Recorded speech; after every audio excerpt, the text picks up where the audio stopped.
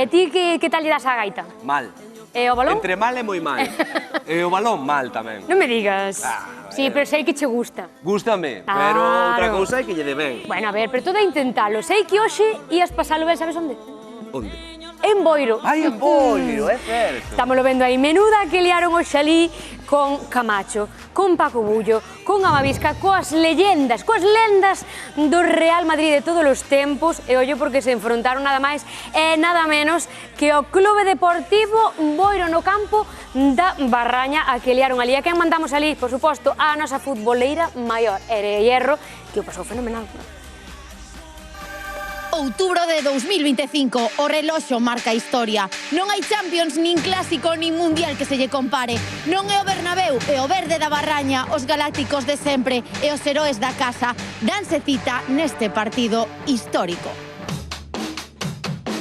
Paco, media de idade 60 anos. Como se sinte volver aos terreos de xogo? A verdad que é un honor, un orgullo xogar un campo mítico como este por unha causa tan noble, homenaje ao fundador de Gealsa, e creo que merecía a pena. E ademais, exerces de anfitrión representando a Galicia neste partido. A calidade, Galicia por encima de todo, e creo que cumplimos co objetivo que temos, que ser un pouco o embajador de Galicia en Madrid.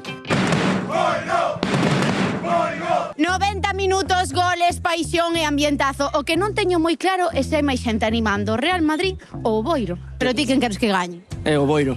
É porque levas a do Madrid. Ah, amigo, pilleite, claro. Do Boiro, disque. Mira, quen se sente o vivir un partido histórico como o que temos hoxe aquí? Estes xogadores que son legendarios para nós é un orgullo. Eu sou moito do Madrid, pero esta é filla de Pablo Vidal, que foi capitán do Madrid. Siempre es un gusto venir a Galicia. Es como mi segunda tierra. Mi padre jugó aquí, tengo un hermano que es pontevedrés, tengo una hija que es coruñesa, o sea que... Que tal estás vendo o equipo local? Bien, bueno, cuando los he visto me ha asustado un poco. Parecía yo el padre de todos los del Boiro. Menuda verticalidade no xogo do Madrid. Como xogan o toque ante a defensa do Boiro, que trata de impedir que marquen o cuarto gol do día.